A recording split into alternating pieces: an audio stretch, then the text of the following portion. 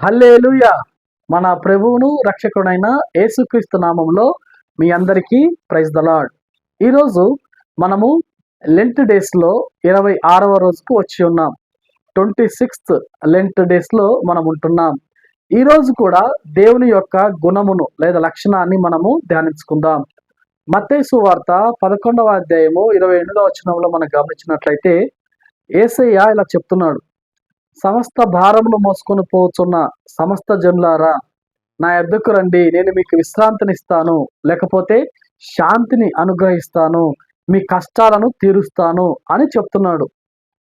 ఏంటి దీని అర్థం ఏంటి అంటే, చూడండి, మనము ఈ యొక్క వేసవి కాలంలో, ఈ యొక్క సమ్మర్ సీజన్లో మనం ఎక్కువగా నడిచినప్పుడు కానీ ఏదైనా పని చేసినప్పుడు కానీ మనలో వాటర్ పర్సంటేజ్, నీటి శాతం తగ్గిపోయి మనకి దాహం వేస్తూ ఉంటుంది.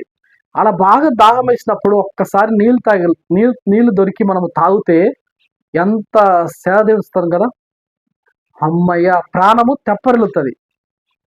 అలాగే నేటి రోజుల్లో ప్రస్తుత దినాల్లో పాపముతో, శాపముతో, లేకపోతే ఇబ్బందులతో, కష్టాల్లో, శ్రమల్లో అనుభవిస్తున్న, ఎడారి లాంటి శ్రమలు అనుభవిస్తున్న వాళ్ళకి నీటి ఊటనిచ్చే యేసయ్య మీకు విశ్రాంతి అంటే మీకు సేద తీరుస్తాడు అని చెప్తున్నాడు.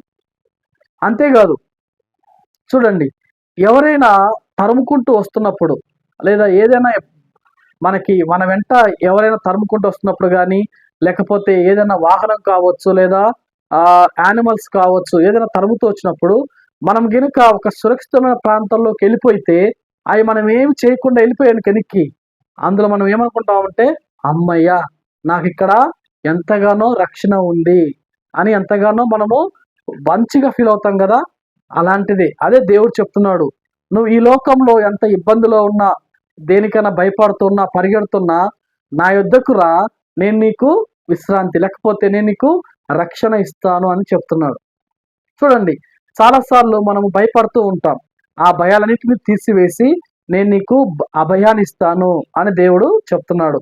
ఇలా మనం చెప్పుకుంటూ వెళ్ళిపోతే ప్రతి సందర్భంలో దేవుడు ఏమంటున్నాడంటే, నువ్వు అలసిపోయినప్పుడు కానీ, నీవు సలసిపోయినప్పుడు కానీ, లేదా నీకు ఇక తట్టుకోలేని ఇబ్బందిలో, తట్టుకోలేని శక్తిలో, ఇక నాకు శక్తి సరిపోదు అన్న సమయంలో ఆయన యొద్దకు వస్తే, యేసయ్య యొద్దకు వస్తే, యేసయ్య గుణం ఎలాంటిదంటే ఆయన సేద తీర్చే దేవుడు.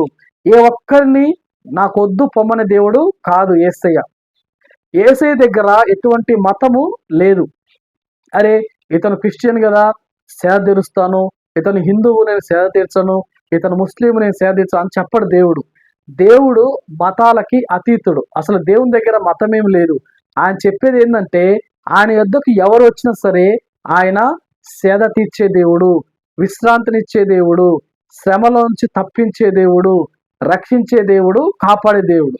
అయితే ఆయన ఎక్కడ కాపాడుతాడు అంటే ఈ భూమి మీద మాత్రమే కాదు, రేపొద్దున రాబోయే రోజుల్లో, లేకపోతే సంవత్సరాల్లో, లేకపోతే కాలాల్లో ఒకవేళ చనిపోయినా సరే ఆయన చనిపోయిన తర్వాత కూడా ఒక భరోసా ఇచ్చి అక్కడ కూడా రక్షించి, అక్కడ కూడా కాపాడుతూ ఉండే దేవుడు, అక్కడ కూడా సురక్షితాన్ని ఇచ్చే దేవుడు.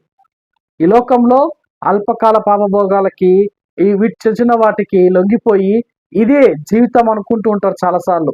ఈ జీవితం ఇంతేనండి, కష్టాలు ఇంతేనండి, వేస్ట్ అని అంటూ ఉంటాం. కాదు, దీని తర్వాత చాలా నిజమైన, అదే అసలైన జీవితం అనేది ఆరంభమవుతుంది. ఈ జీవితంలో ఉన్నప్పుడు కానీ తర్వాత కానీ సురక్షితంగా దేవుడు మనల్ని కాపాడాలి అన్నా, విశ్రాంతిని ఇవ్వాలన్నా, లేకపోతే మనకి బాధల్లోంచి చక్కని ఓదార్పును మనకి ఇవ్వాలన్నా మనం ఎవరి దగ్గరికి రావాలంటే యేసయ్య దగ్గరికి రావాలి. అదే బైబిల్ గ్రంథం చెప్తుంది. యేసయ్య ఒక్కడే ఈ పని చేయడానికి అర్హుడు. యేసు నామంలోనే ఈ యొక్క శక్తి ఉంది.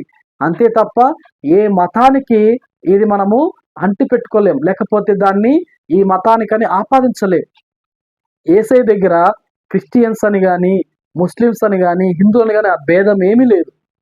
ఒకటి యేసయ్య దగ్గర పాపమా పుణ్యమా, మంచి చేస్తున్నావా చెడు చేస్తున్నావా, అంతే. ఇంకా మంచి చేస్తే దేవుడు ఇప్పుడు ఎప్పుడు కాపాడుతూ ఉంటాడు, చెడు చేస్తే దానికి తగిన ప్రతిఫలాన్ని ఇస్తాడు. కాబట్టి ఏదైనా ప్రయాసతో, ఏదైనా ఇబ్బందులు, లేకపోతే ఏదైనా రక్షణ లేని పరిస్థితుల్లో నీవు ఉంటే, ఈరోజు ఈ వీడియో ద్వారా వాక్యం వింటూ ఉంటే యేసయ్య యొద్దకు రా. యేసయ్య నీకు విశ్రాంతినిస్తాడు, ఓర్పునిస్తాడు, సహనాన్ని ఇస్తాడు. అంతేకాదు ఆ శ్రమలో నుంచి, ఇబ్బందుల నుంచి బయటికి తీసుకొస్తాడు. అది ఎటువంటిదైనా సరే. ఈ లోకంలో డాక్టర్స్ చెప్పొచ్చు, లేకపోతే ఇది సాధ్యం కాదని, లేకపోతే ఇది నా వల్ల కాదని నువ్వు అనుకోవచ్చు. ఈ లోకమే చెప్పొచ్చు ఇది సాధ్యం కాదని. కానీ దేవుని దగ్గర అసాధ్యమైనది ఏది లేదు. సమస్తాన్ని సాధ్యపరిచే దేవుడు.